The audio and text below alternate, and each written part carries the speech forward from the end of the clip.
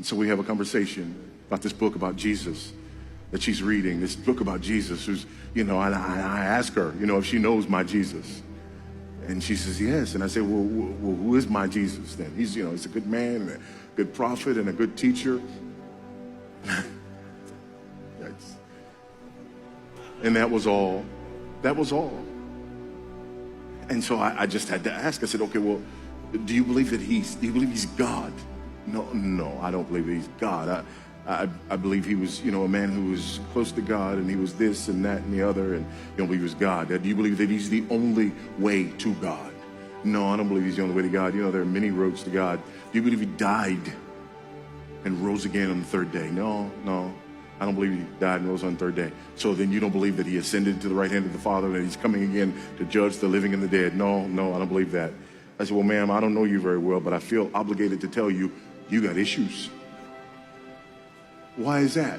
Well, because you believe that Jesus is a good man, but this man said, I and the Father are one. If you've seen me, you've seen the Father.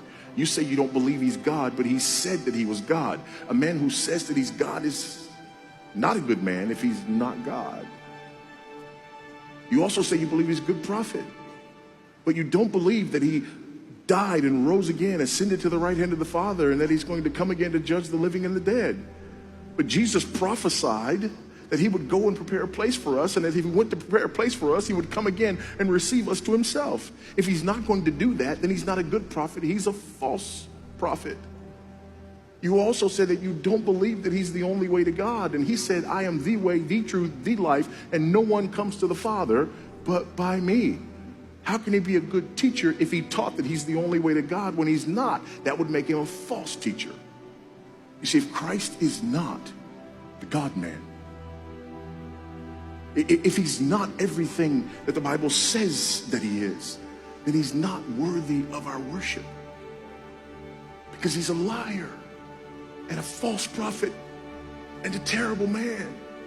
But the good news is, she was wrong.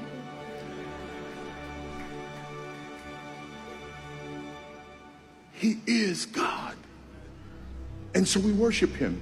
He is God, which means that we're obligated to worship him. We are commanded to worship him. You don't have to want to worship God. It doesn't matter if you want to worship God. You are the creature. He is the creator. You were created to worship God. And in fact, if you don't worship God, you are guilty for not worshiping God, and you stand condemned for not worshiping God. Yeah, but I don't believe in God. Who cares? He's God.